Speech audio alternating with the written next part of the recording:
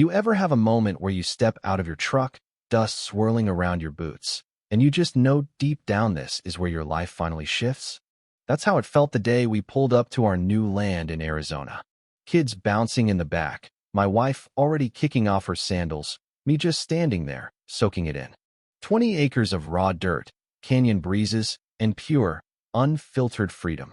After years stuck in courtrooms, haggling over inches on faded survey maps and debating fence heights, I'd finally found a place with no neighbors peering over my shoulder. And heaven help me, no HOA notices dictating what shade of taupe I could paint my deck. It was just us, the wide sky, and the kind of peace you only earn through grit. We didn't even head to the trailer right away. The kids burst out barefoot. My wife, Lila, started gesturing wildly, plotting out the garden and chicken coop, and I was already hauling the generator off the hitch. We'd live rough for a few weeks until the prefab house arrived. But that was the dream: military tent, solar showers, a stash of beef jerky, and relentless optimism. This wasn't just a movie, it was a declaration. I'd triple-checked the paperwork. Believe me, the parcel was registered solely with the county.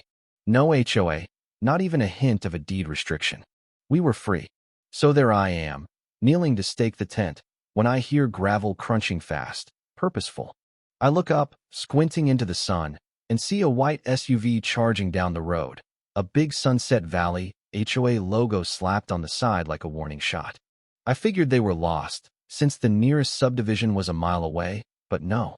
The SUV stops, and out steps this woman, Diane, in pressed khakis and a pearl necklace, flanked by two guys in matching gray uniforms.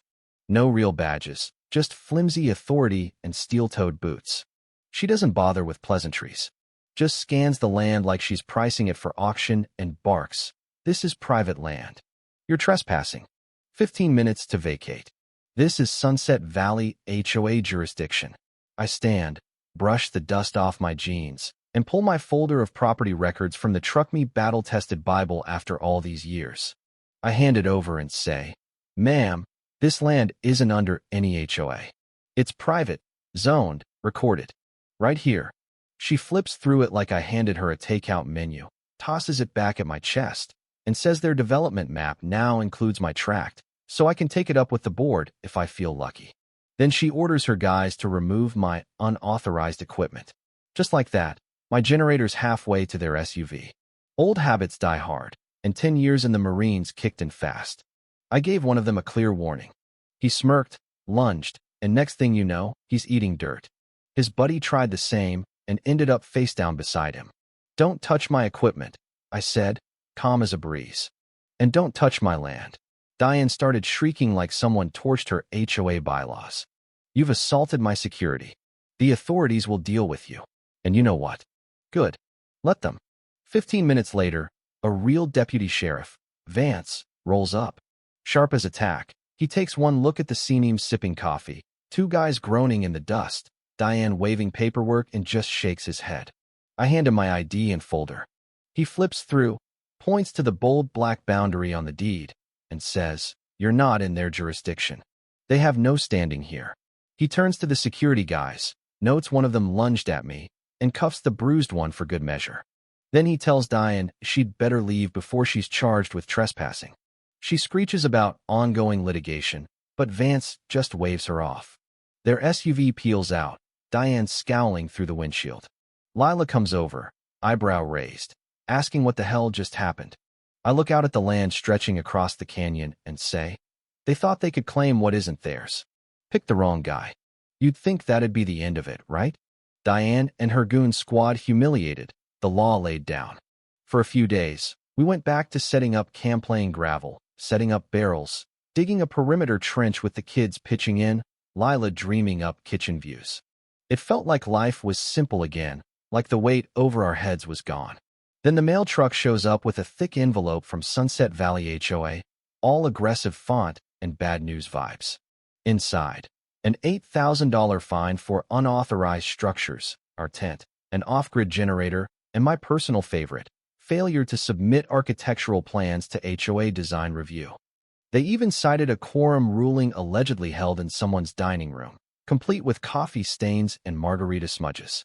According to their fake court, our land was suddenly reclassified as a development tract under their advisory regulation. Advisory, my foot. No jurisdiction, no committee, just Diane's fantasy empire. Lila wanted to shred the packet and mail it back with the kids' finger-painted rocks and a couple of mud pies. Instead, I called an old contact at the county recorder's office and laid out the situation. He sighed like only a county worker drowning in petty drama can, then flagged the incident for the assistant DA and gave me a name in real estate fraud. By the next day, I'd filed a formal complaint with the prosecutor's office, attaching scans of their fake HOA ruling, side-by-side map comparisons, a notarized affidavit of ownership, and a certified cease and desist to Diane herself. Any further harassment will be recorded as evidence. I wrote not to scare her, but for the court.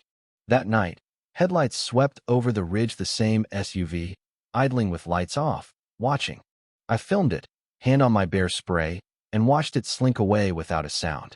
Next morning, I bought trail cams, posted private property under surveillance signs every 100 feet along the boundary, and dared them to try again. That evening, Diane went full scorched earth. Flyers hit every mailbox in sight, glossy prints screaming, "Unregulated squatter camp threatens Sunset Valley's safety and values." They claimed we had illegal wells, unpermitted livestock, our chickens, and even foreign contractors, Lila's cousins from Tucson.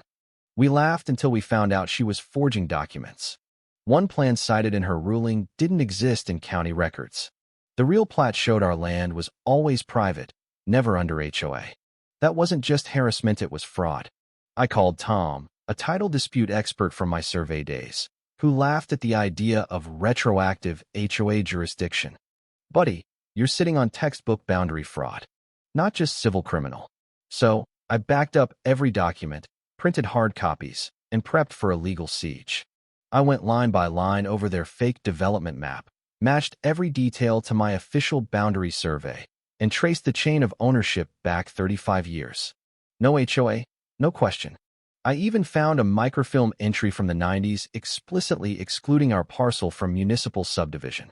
Then my friend Ryan, a GIS specialist, overlaid county map satellite images and proved our land didn't even touch their jurisdiction. There was a 150-foot buffer between us and them. Turns out, 4 HOA homes sat on federal trust land, not even legally owned by the board. They'd been selling access for years on land that wasn't theirs. I packaged the evidence maps, financial records, email sent it to the county prosecutor under pattern of fraud by Sunset Valley HOA. Urgent, dropping a hard copy at the DA's office in person. Watching the assistant DA's eyes widen page by page was the first relief I'd felt in weeks. But I wasn't naive. Paper alone wouldn't stop these people. So, I ringed our land with fiberglass posts, high-visibility flags, and weatherproof boards showing the official parcel map, GPS coordinates, and the words private property, not subject to HOA claims.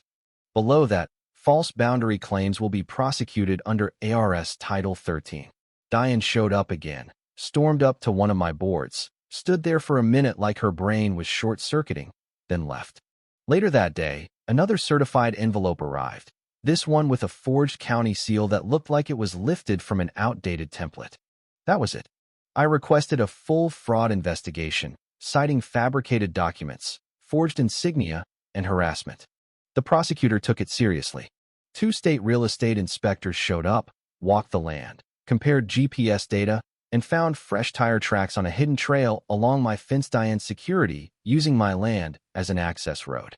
Next act, Diane herself, alone, dropping a last opportunity envelope at my feet.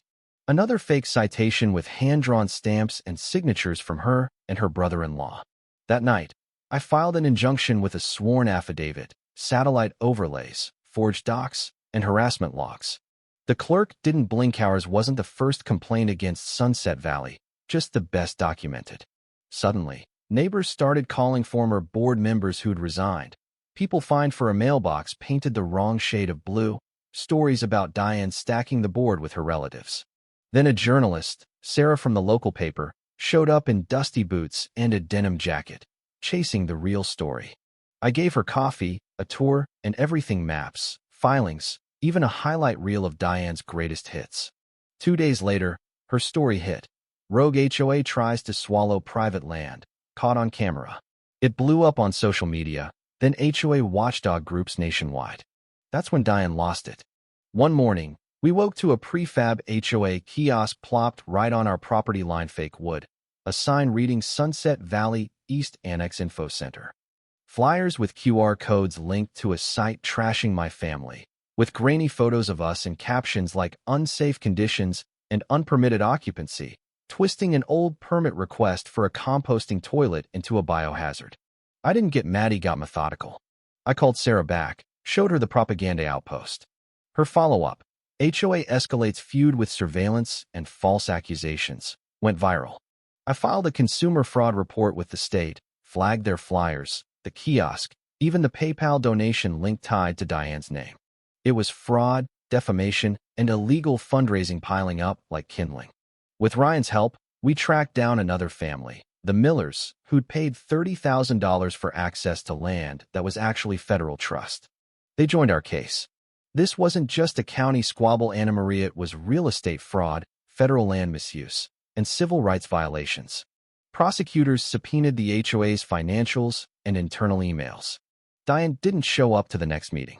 Her brother-in-law tried, but cracked when someone asked about the fake seal. The house of cards was teetering. The subpoena uncovered secret meetings, off-book accounts, fake application fees, and emails about burying me in paperwork until I'd sell or give up. The kicker, an email from Diane herself, will exhaust him. He'll either sell or leave. We printed that one big and tacked it up in our shed. The sheriff's office issued an arrest warrant for Diane charges: forgery, fraud, harassment, conspiracy. The judge was done with her games. Her mugshot made front-page news. Even as her empire crumbled, she tried one last trick. 3 days before the court date, one of my concrete boundary markers was dug up and shifted 3 degrees, trying to blur the lines. Cameras caught her brother-in-law, midnight hoodie, shovel in hand. I didn't bother pressing new charges, just emailed the footage to the prosecutor, subject, final act of desperation. Court day, we rolled in with binders, maps, and video. The judge didn't need long. Sunset Valley HOA was dissolved by court order.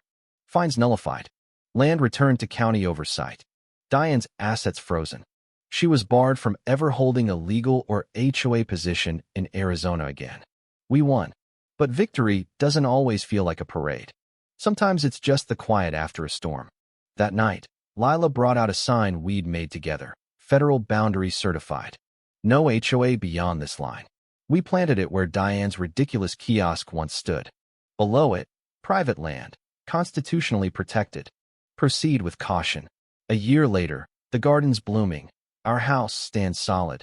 Kids swing from junipers. Chickens run wild. Right at that line, we set a monument, a clean sandstone slab with a steel plaque and a QR code linking to the whole saga, maps and all. Folks come just to take pictures. One left a note. Thanks for holding the line, brother. Last month, I taught a seminar out back, showing new owners how to read surveys, file injunctions, and stand up for their land. One woman cried, saying, I thought they could just take it. I told her, only if you let them. Diane's serving 8 years. Turns out her patrol service was already under federal investigation. The final charge was racketeering. Sometimes I still dream of that SUV creeping up my drive, chaos in beige slacks. But every morning, I breathe free and smile. This land is mine.